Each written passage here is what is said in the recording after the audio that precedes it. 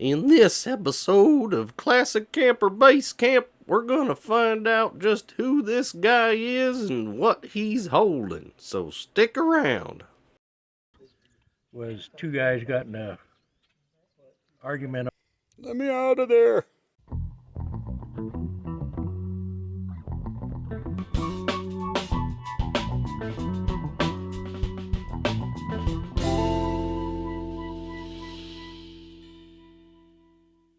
Howdy, friends.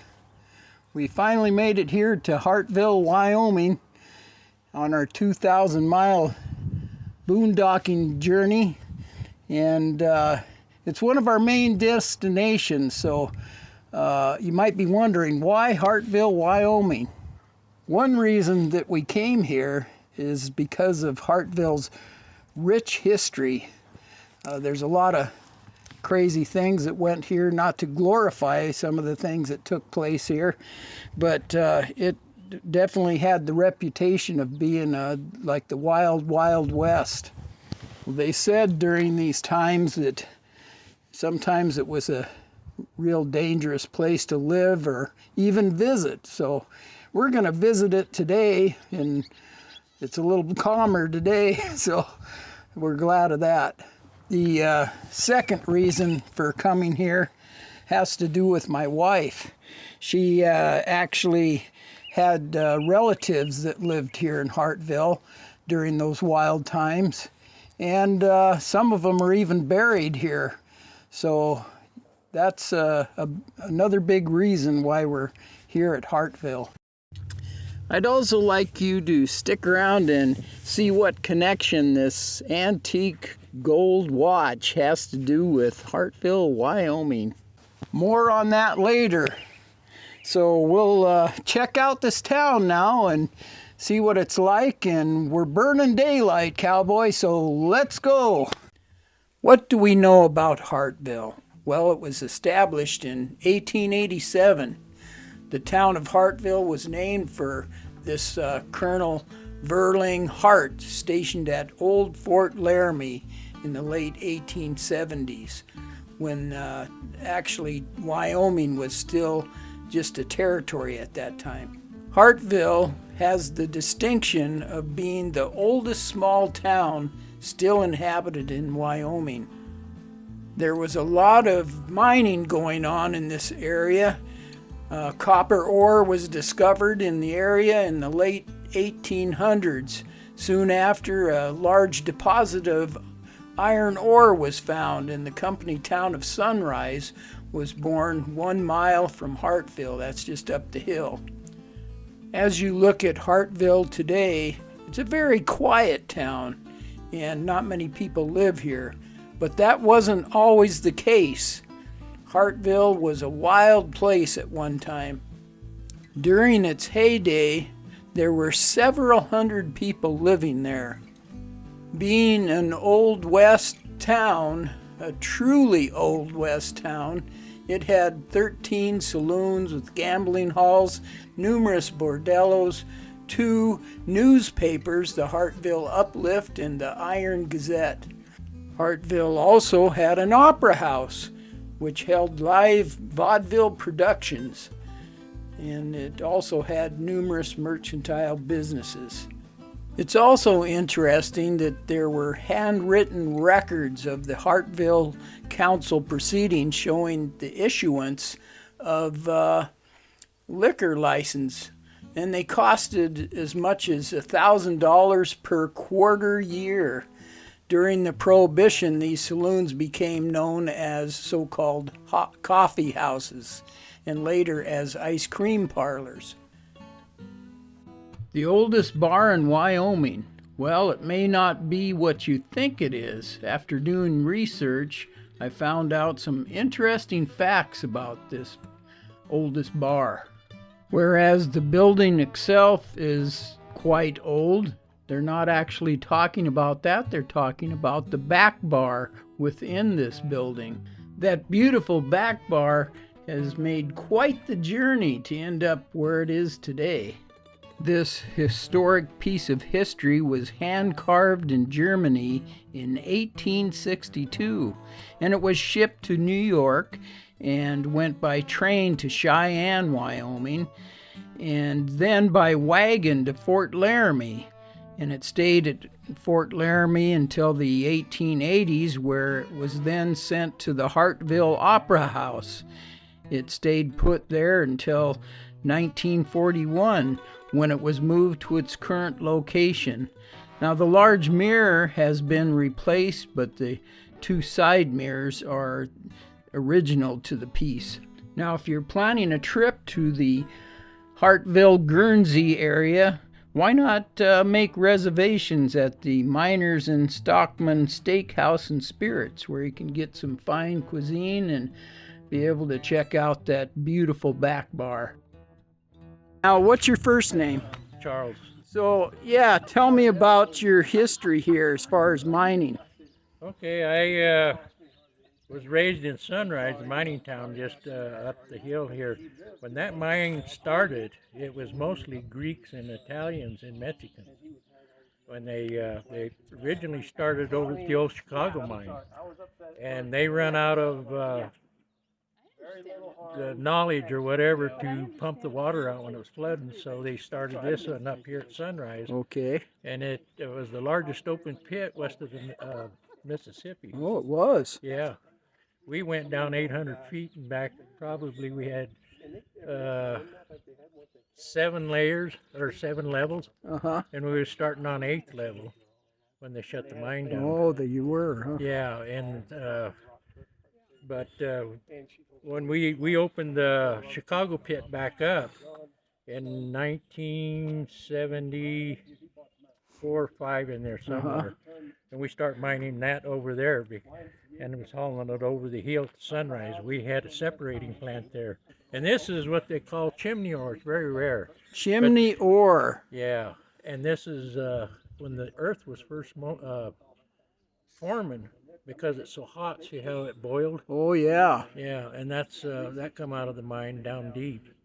And then this here, see, this here's got a little bit of everything in it. Oh boy, look at that. That's got some nice, shining nice.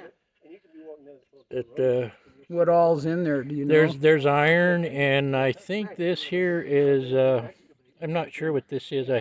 They had gold in there. They'd hit strings of gold in it every once in a while. That's but I probably fool's gold. I think there, that's huh? what this is fool's gold. But copper, and then this piece over here, I've got a great big piece. You ain't gonna.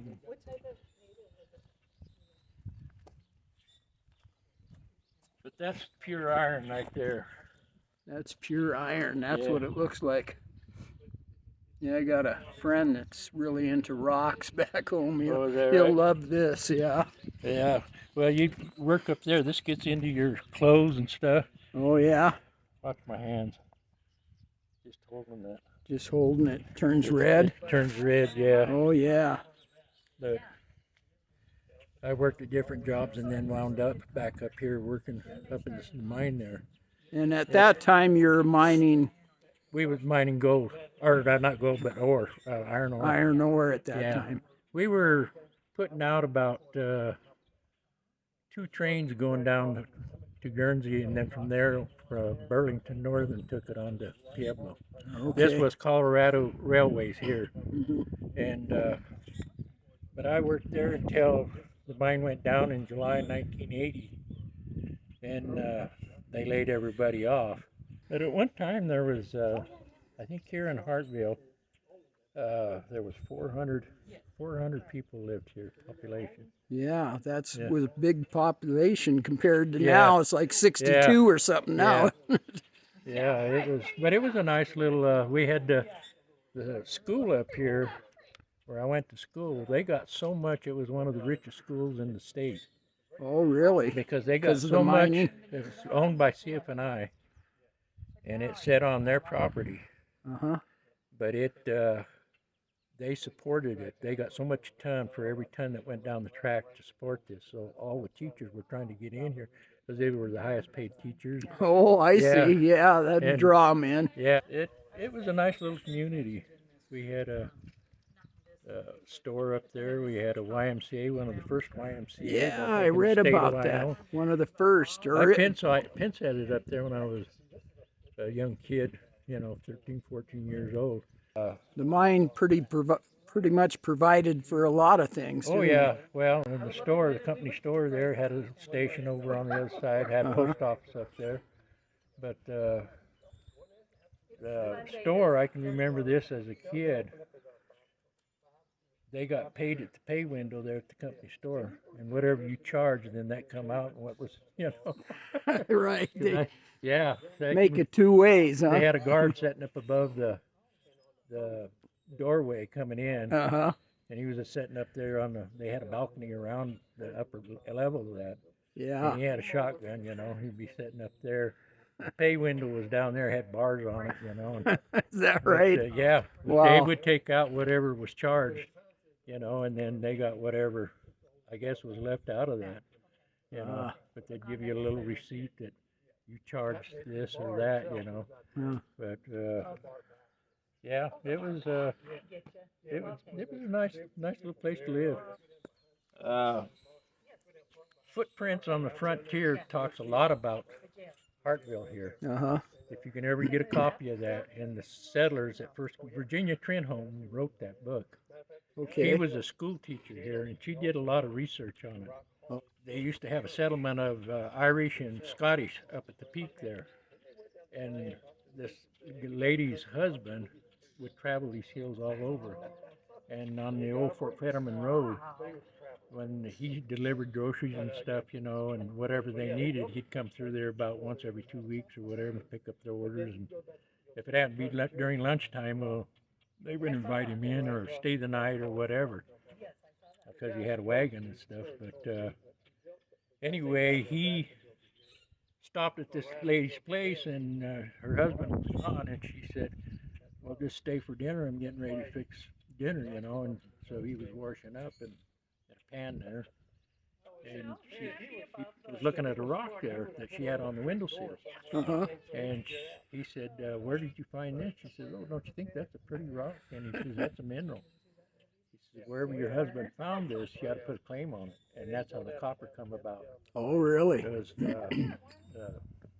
Fletcher, I think, no, Miller, something like that.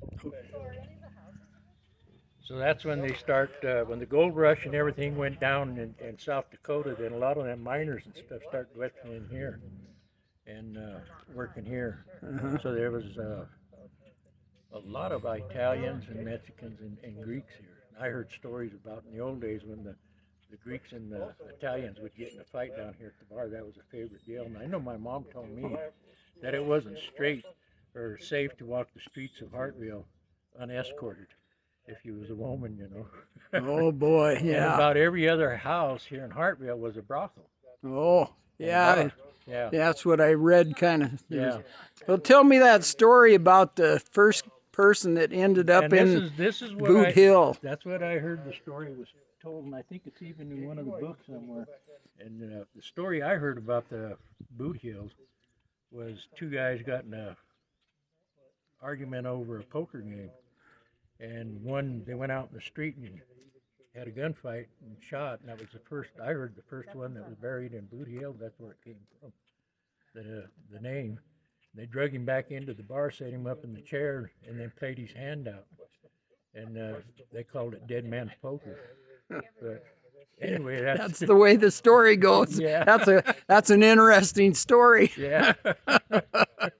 So yeah, we're gonna go down and check out Boot Hill because my wife has some relatives buried down there. So yeah, that's gonna be interesting. I got a brother and a nephew buried down there. Yeah. In Boot Hill or the other there's there, another yeah. graveyard. Yeah. When you go through the iron deal there, then you're into the Boot Hills here, sits to the left, and it goes right up towards it. Okay. And then where the road is. But it's pretty close to. It's right there. They're both right together, kind of. Okay. In fact, you can drive through the other one, go around. And like you said, a lot of the graves aren't marked, so we'll see what's there and what isn't. But like I said, when I was in junior high, that was the junior high class project. was to build crosses and stuff. Yeah. To take down there and put on a lot of the unmarked graves. Now I don't even know if they know where they're at. Oh, they had them. They marked them at that time Yeah, because they did. knew. There might be some still. I haven't been down there for Okay. years. Oh, Look, sure. Walk through there. Yeah. But now this is what's really famous about Sunrise. It's one of the richest native Indian artifact finds in the Western Hemisphere. Oh, really? Yeah, right there. Well, that's Sunrise. something. And they got archaeologists and geologists studying this from all over the world and stuff. They come in on a regular basis and Through John.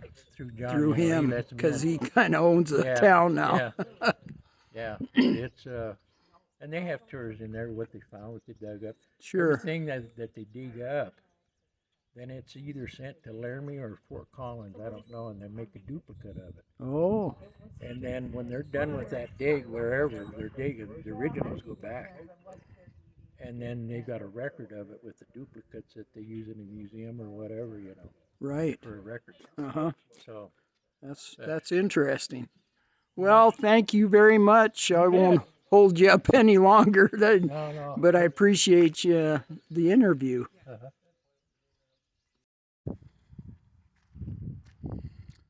Here we are at Boot Hill Cemetery, and my wife is over there trying to find her relatives that are buried here. Just up the hill from Boot Hill Cemetery This is my great-grandma Dora bigger Briggs. She cemetery. was my Hartville grandmother Cemetery. Lois's mother. Newer one. She died when We'll she go was check that 43 from some type of illness shortly after giving birth to her 7th child. My grandmother Lois was only 2 years old at the time. My mother was named for her grandma Dora, and her name was Dora Jean. Now this is the gravestone of Dora's father, Wilhelm, and he would have been my great-great-grandfather. He operated a general store and was also the postmaster of Hartville, Wyoming. No doubt, friends, you're probably still wondering what that gold watch has to do with Hartville, Wyoming. The story goes this way. We had just recently received this amazing photo album from my wife's aunt. In it, we found some very old pictures, some having to do with Hartville. Now here's a couple more pictures of that beautiful Elgin gold watch. This is my daughter wearing that gold watch very graciously, I might add. Until we received that photo album, I had really no idea that my daughter actually had that watch, which was passed down to her over a decade ago. In this album, there were a number of very intriguing old pictures, but this one really grabbed our attention. This is a beautiful picture of Thurman and Dora Briggs, my wife's great-grandfather and grandmother. Now notice what's draped around Dora's neck. It's actually that beautiful gold watch that's now in the possession of my daughter. Wow, my wife and I were totally amazed. We had no idea that this picture existed until we received that album. My wife and I wondered, could that picture actually be a wedding picture? Well, we're not sure about that, but what we did find was their actual wedding announcement in an old publication called The Camp and Plant. And I think you'll find it interesting about the way they used to describe things back then. It reads this way. Thurman Briggs and Miss Dora Summers were married at the bride's home in Hartville, Wyoming, on Thanksgiving Day at 7:00 p.m. The Methodist minister of Guernsey officiating. Mr. Briggs is one of the pioneer railroad boys of Sunrise, and one of the most efficient.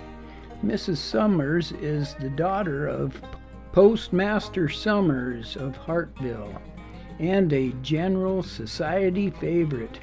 The sincere and best wishes of all for their future happiness and prosperity are theirs.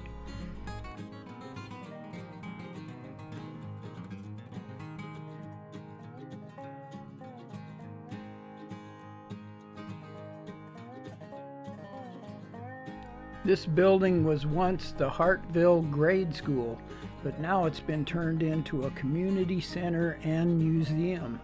What's really intriguing is we actually found a picture in that photo album of the Hartville School as it would have looked in 1916. This would have been a year before my wife's great-grandmother, Dora, died, sadly leaving behind her husband and 7 children.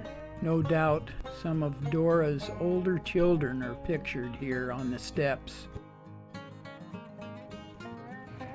Well, we just had our supper here in Guernsey. Had some chicken here, and we're thinking we might possibly boondock at this truck stop that's behind the gas station here. So we'll see if that works out or not.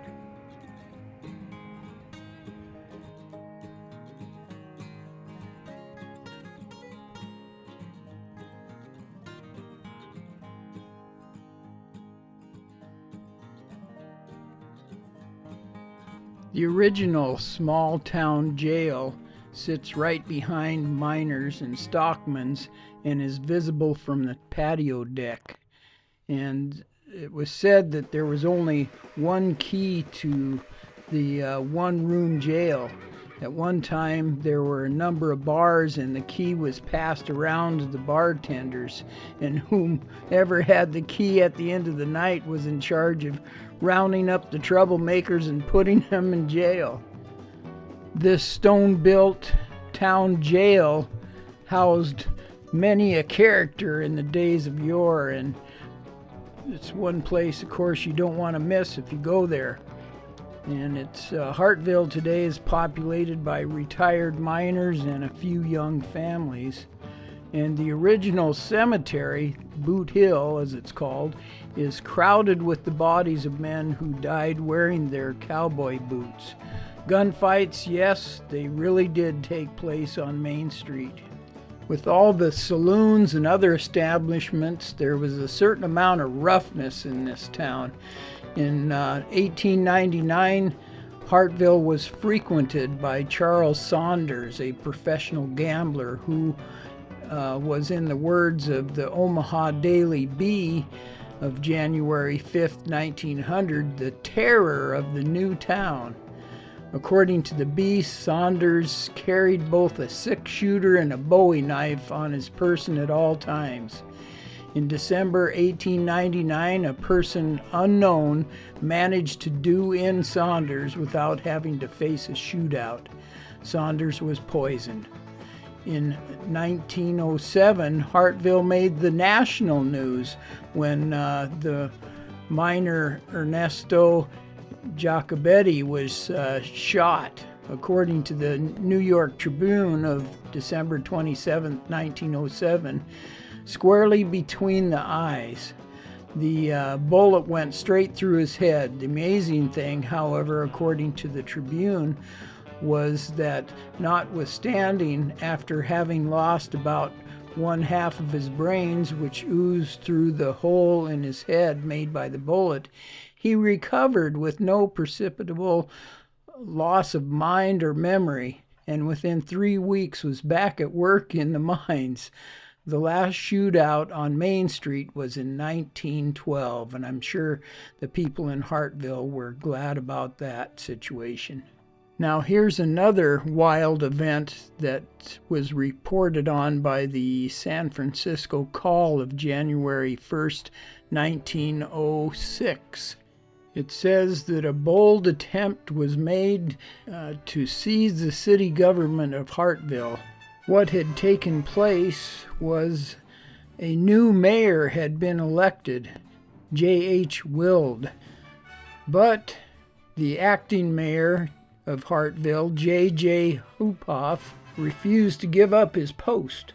The newly elected mayor, assisted by ex-Marshal George Fenton, kidnapped acting police judge J.M. Adams and locked him in the city jail. The conspirators were about to seize the hall when Mayor Hoopoff, who had been notified by telephone, directed Wilhelm Summers, who was actually my wife's great-grandfather. He was told to appoint all the deputies necessary and arm them to demand the release of Adams. The deputies marched upon the jail, and Wild communicated with his attorneys there, who advised him to release Judge Adams. Adams' first act on gaining his freedom was to issue bench warrants for Wild and Fenton, and charging them with conspiracy, kidnapping, highway robbery, etc. The warrants have not been served, and the town is in a fervor of excitement. Mayor Hoopoff was beaten at the recent election but refused to abdicate. There's danger of bloodshed, for all the parties are fighters, as reported by the San Francisco Call. Thousands of travelers struggled through this windy, rocky terrain before making camp just west of this point. Evidence of their passage is clearly visible at the crest of the hill, where deep ruts were cut by the wheels of countless wagons are preserved in the soft sandstone. So let's go take a look at that.